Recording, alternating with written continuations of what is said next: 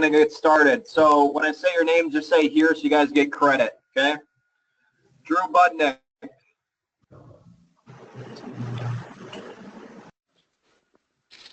You guys see the screen? Yes. Okay, excellent. Thanks. All right, so what we're going to talk about this time, some of the stuff will be a review for some of you, and some of it's going to be some new research that's out as well. But what we want to talk about is that we did have some people go around to the clubs, and one thing they did see was that there's just a little bit too much machine usage on some of the sessions. Nothing too crazy, but what we want to do for the department is kind of go away from them as a whole. So today's presentation is going to be more on the science side of things and a little bit on application. But the big seminar that we have coming up next month is going to be more on application of things. So this one is going to be more on the side of the science side and discussion. So today we're going to talk about why as trainers and MXMs, we want everything shifted away from machines and the direction we're going to be moving. So one of the things we want to look at is, I'm sure you guys seen this before a lot of times, where you see a trainer that definitely needs a trainer. You see a lot at different clubs, and the thing with the problem with machines is we got them in there is, honestly guys, they can do this on their own without a professional. So what we want you guys to focus on is the things they can't do on their own. And I'm going to go into some of the reasons why as well.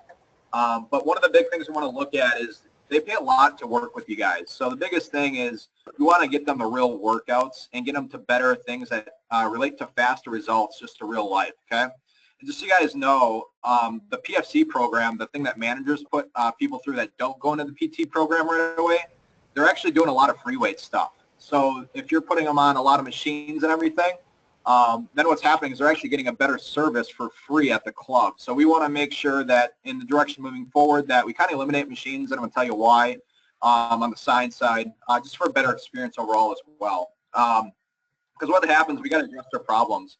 And a lot of the problems are not going to get addressed through the machines, okay?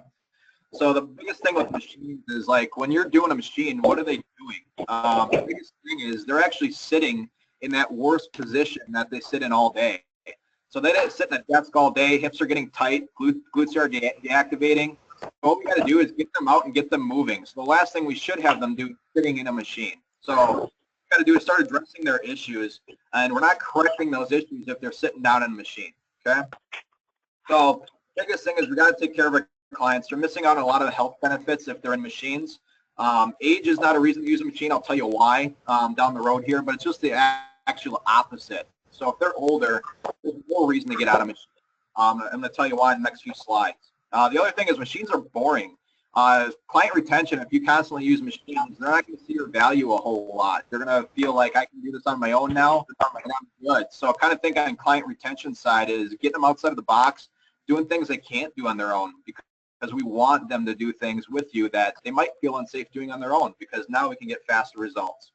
So what we're looking at is, like, a lot of times they can get the free machine advice at the club. So if they got a question on a machine and how to use it, club manager is equipped to show them how to use it, okay? So we need to get them out, use your knowledge, that's your strong point. So if you guys take a look at a strength conditioning session or at a facility or even a physical therapy session, most of the time you won't see any machines being used at all, okay? In physical therapy, there's a point where they do use machines, but it's at the very beginning stages. After that, they're out walking around with the clients, moving them around, using bands, and it's because of the translation that I'm going to go over in a little bit. But the biggest thing is, this is actually an interview question I do sometimes for trainers, is we ask them what the best piece of equipment is in the gym. The best answer I've ever had and gotten was your body weight, because there's so much you can do with it, and it corrects all things. So if someone's suggesting the preacher curl, then that's probably not someone we want to move forward with, okay? So machines, here's some cons on the non-functional side, okay? Because everyone's got different range of motions and limb length. So one of the things we might hear from some people is, you know, they're old and they need to get stronger safely. But the reality is they don't translate well for the strength and fitness of their daily activities, not to mention like athletics. So when they're in a machine, what they're developing is not going to translate to real life. So what we want to do is take them out of there so we can actually get them functioning overall as a better human, okay? Problem with machines is they can't take into account the individual differences. There's different hip mobility ranges, torso height, limb length. You know, those machines are kind of set for averages. So when you have personal, individual people trying to get better, a machine's not going to help that, okay? So there's no free range of motion with the machine, but fixed position. So when you got those different limb lengths, it really limits the functionality of what you're trying to do. And like I said, we continue to put them in the worst position they do all day already. So being in that fitted position is the last thing they should be in. So free weights, why are they functional? Why we want doing all of our work there? Okay, they allow you to train functional movements. Okay, in a machine you can't get 45-degree angles or like lateral movement, those kind of things that we need to get done on the floor. Okay, there's also great carryover with what you do in daily activities in life. So if you guys think about it, if a lady's going to go pick up groceries, she's not going to be in a leg press machine being completely controlled and hips in a seated position. She's actually standing, squatting down to get those groceries. So being in a leg press for an old lady to get better at groceries is not going to translate at all, okay? So the biggest thing is we want to use full range of motion for that person, okay? Getting in those movements that actually correlate to their limbs. We want to address stability, core utilization, and proprioception. Those are things we can't get in a machine, okay? They are stabilized. They're in a seated position, so it's not going to activate the core as well. And they're going to be in that stabilized position, so we're not challenging them just like real life would. A bunch of studies indicate if strength is your goal, strength gain from free weights is much more beneficial and translates much more than machines. Okay, so we see greater strength gains when we try to do real things in life. Okay, when we talk about free weights, though, we need to have a balance of what we do for them. Okay. So here's an example for you. If you guys use a free weight squat, that increases your muscle activation and force production at the highest level, okay? If you squat while standing on a balance disc, your actually force production and muscle activity actually goes down. So it might be the opposite of what you're thinking.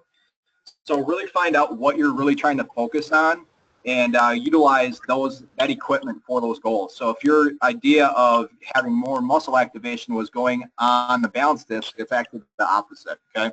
What they're kind of seeing in the research too is that you just get better balancing on the disc. It doesn't really translate over the whole to life as well. So biggest thing is if you want to activate muscle tissue, keep that free weight squat. So here's a little on the physiology side. Obviously, as you guys probably already know, neglect stabilizing muscle groups, okay? So the lower total activation of the muscles goes down, okay? Think about it. If you're in a squat barbell versus a machine, when you're doing the squat, it requires you to balance yourself and requires a lot more activation than in a machine. Because once again, you're not stabilized when you got that bar on your back. You are using muscle groups to keep that bar in line. So we want to go in that direction with the movements. The biggest thing too in the research that they're showing now is that there's actually lower bone mineral density improvements in machines. So before they used to think there was some translation there, just get a resistance load put on enough stress will cause it. But what they're seeing now is it's not the case. So actually free weights improve their bone mineral density improvements much higher than in a machine. So just another reason why older people need to get out of machines. You're not able to improve your stability and mobility. And obviously this is a huge thing for the elderly population. They need to work on stabilization so they can stabilize themselves from a fall and make sure they're moving better in life. That's a lot of their goals when you're working with the elderly is they just want to move better and feel better. So if we got them in machines, you're not really helping them out at all. So the other thing on this is it's going to place a greater demand on those, and there's a synergistic effect to that when you're training. So there's a neural system that takes place, okay? So your strength level isn't just determined by how big your muscles are, which we call cross-sectional area, but also your nervous system plays a huge role in that. Obviously, you guys know as in the beginning phases of training, all their strength gains are neural. There is no muscle building going on in the early phases of training, okay? That comes later. So your nerves adapt to your resistance training just like the muscles do later on, okay? So their structure and function in the nervous system will change and allow you to lift more. So that's where that strength is coming from. So with free form, with free weights, it involves more stimulus. So that's why we see greater strength gains from the nervous system compared to machines, because the machines can't stimulate it the same way.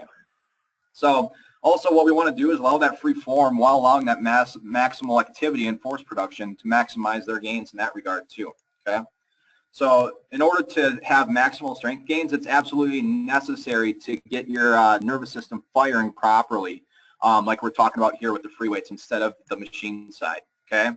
So This will also keep your joints healthy as well when it's done properly. So what you're looking at with the free weights is you're taking an external load, applying it to the joint, which naturally helps lubricate that joint, okay? So that's also important for their joint health when we use those free weights. So here's some machine cons of injury. So a lot of times people will go into a machine and say, well, my client's got an injury, we want to keep them safe. Well, here's kind of the thing with that, is that by the time they're working with you, they should be typically out of physical therapy or released for real exercise from that physical therapist. So at that point, if they're with you, they probably should be doing free weight stuff anyway. Therapists don't give out machine work a whole lot either. So a lot of times when you get notes from a therapist on what they should be doing, you see them doing a lot of band work, things like that, because they know the machine's not going to fire the nervous system like it should to get better, okay?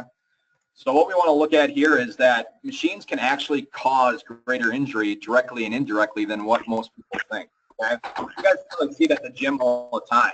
So although they're thought to be safer for beginners, it's still possible for them to really get poor form and use too much weight that can cause serious injury.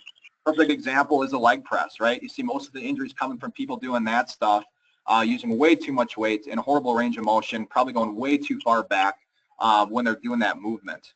So same thing like with the chest press. You see it all the time, people squirming, trying to get that last rep where they're in that machine. So that's where a lot of injuries happen directly. Indirectly, they happen from a consistent overload of those joints and tissue over and over again. So when you got people that don't know what they're doing, they think working out every day and using that same movement every day is going to get them better. In reality, they're going to start seeing some overloading issues happening when they do that. So that's where you see a lot of injuries happen on their own. The biggest thing too is they put your body in an unnatural position and can take your joints through dangerous ranges of motion over time, leading to injury. So what you're going to see, a very popular one that does this a lot is actually the pec deck, okay? It's one of the worst machines out there because what happens is a couple things going on. One, you're taking your range of motion of your shoulder way past where it should be, especially when you got a load applied, okay? So for that machine to get into, people are going way too far back with it. And the other thing too is let's go back to basic human mechanics, okay, kinesiology. So what you're looking at here is everyone has different limb lengths. What that machine is doing is placing an arc in a set force manner to where it's going to go from the start point to the end point. Well, when everyone's got different limb lengths, we're really forcing our joints to follow that line that the machine's making you go in. And that, once again, causes a ton of shoulder issues. So that could definitely be out of that regardless, okay? So injury-wise, why free weights? Well, you control the range of motion. So I just gave an example of the range of motion on a couple of machines is really bad. So you really want to control where you go. Muscle imbalances, okay? You can target the muscle groups that you need based on how the body actually functions. So when we're talking about clients that need to fix muscle imbalances, well, if you've got them in a machine, their body's not operating like it normally does in life. So the stabilizing, firing, things like that, so that there's a chain of command when your muscles fire. And when we're in a machine, those outside groups aren't firing because your body's stabilized, okay? So if you got muscle imbalance issues, just another reason to get out of the machine. So unlike machines, free weights can adequately apply the resistance to relation to human strength curves. So if you think about it, everyone's going to have a different strength curve because of different limb length, right? So a machine can't do that. So once again, we're not addressing their personal needs. So some limitations. So sometimes trainers want to keep their clients safe and have something they can do on their own, okay? Biggest problem with this is if we tell them to do machines right away, is machines fill up during peak hours, okay? So when your clients are trying to come in and get their workouts in, most of the people that come to the gym don't know what they're doing, so they go to the machines, right? So what's going to happen is if they don't know what they're doing, they're going to be scared of the free weight area because they didn't get the knowledge from you, and now they're probably going to end up skipping something if something fills up, okay? So what's going to happen is you're going to continually cause this imbalance in training because if something's filled up, the client just might skip it, okay? And they don't know a substitute, so they don't know where to go from there, okay? Also, it causes lower intensity. They're probably going to wait for somebody to get done with the machine, okay, because they don't know what else to do. So what they're going to do is sit there and wait, heart rate gets down, and results go down.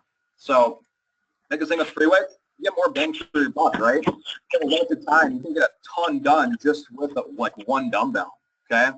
So the biggest thing is we want to hit multiple muscle groups at once, especially if they're looking to improve their body composition and lose body fat. So Some of the things you want to look at is like deadlifts, Turkish get-ups, and even bench it, multiple muscle groups at once, okay? They're almost like full body exercises. Believe it or not, if you do a bench properly, you're actually engaging almost everything. Okay, legs are engaged, your back's engaged, everything's getting engaged. So if you bench properly, you'll feel that, okay? So what you want to look at is it also allows for endless variations. One dumbbell, you guys can do 1,000 things, okay? So if your clients have to travel and all you've given them more machine options, they're going to be stuck, right? So I want to give you guys kind of a challenge. Think about giving our client a workout where they use only one dumbbell the whole time, okay? You can do a lot of things with one dumbbell. You can press, squat, swing, carry, pull. There's a lot of options, and it's kind of fun, too. They can kind of see how versatile the equipment is, okay? The biggest thing is you can train everywhere, okay?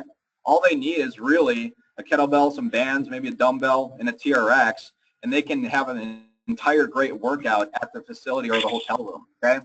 Or another great thing to be part of Anytime is Anytime Fitness facilities. They have many everywhere, and they can get their free weights there, okay? So we kind of limit ourselves when we use machines, okay? So what we want to talk about really quick is when machines are okay, all right?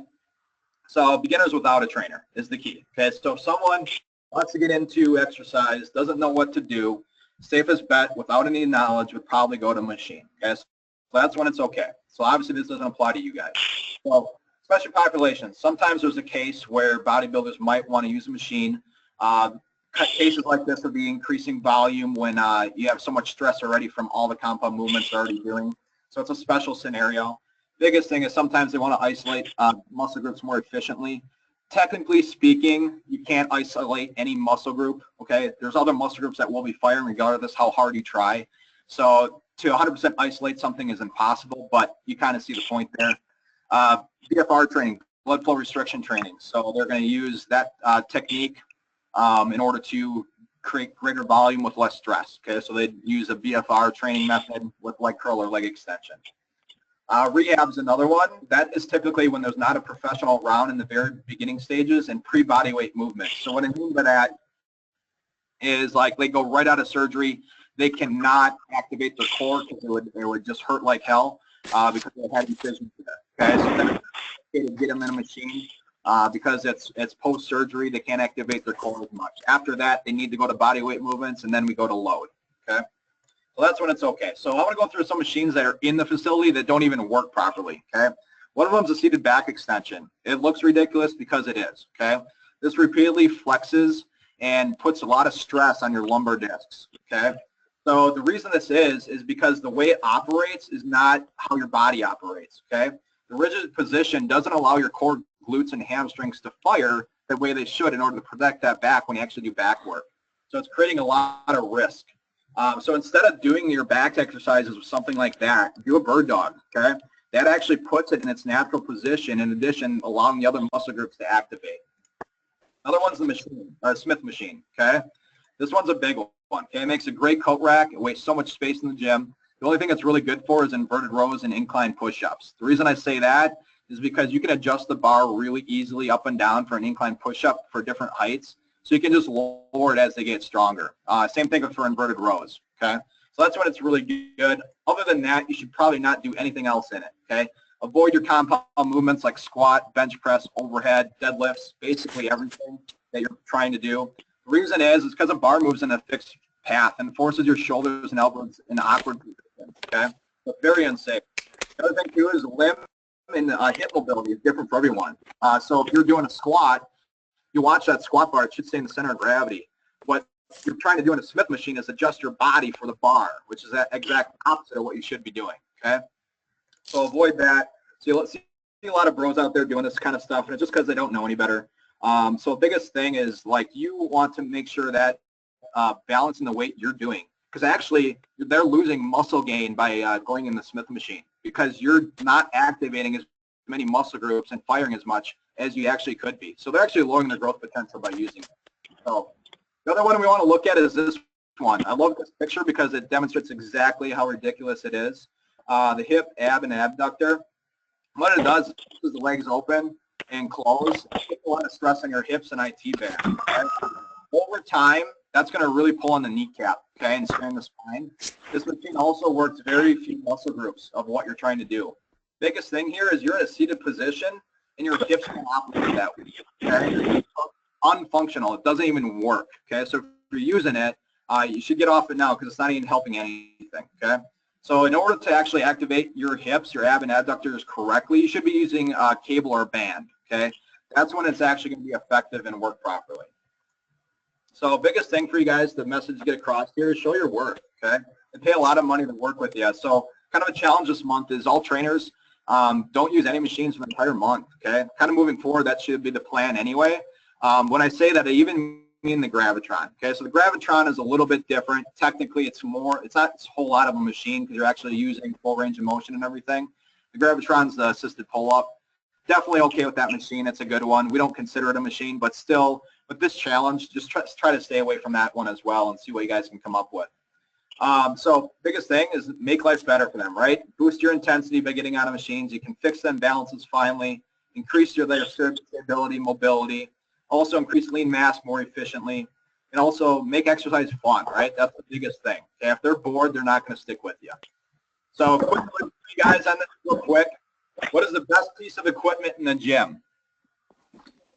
Your own body. Yeah, you guys got it. Love it. Nice job.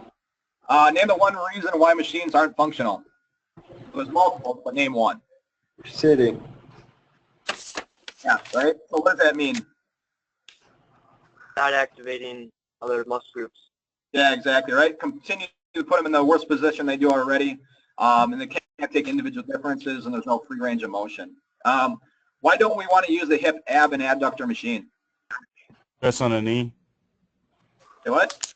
Stress on your knees. Oh, okay, sure, yep, cause injury, and it's not functional anyway, right? Perfect, you guys are getting all of them. Who can use a machine? No one. Bodybuilder. Sure. Anybody else? Beginners without a trainer. Sure. Yeah, all those answers were correct, but actually it was a trick question. It was just saying none of your clients can use them, so they're better than that. So good job, guys. Answered all correctly. Want to give you a really quick overview on the science of why we're going away from machines. You guys will be getting an application here soon with us. When you do our big seminar, it'll be a lot more fun for you too. So if you guys do have more things you see as issues with clients and stuff, feel free to give me feedback on these. Would love to give you guys more information on different things. So do you guys have any questions in regards to machines and why we're shifting away from them? Nobody? You guys are good? No. Any concerns or anything? Nope. Okay, awesome. Thanks, guys. If you want a copy of it, let me know. Shoot me an email. I appreciate your time.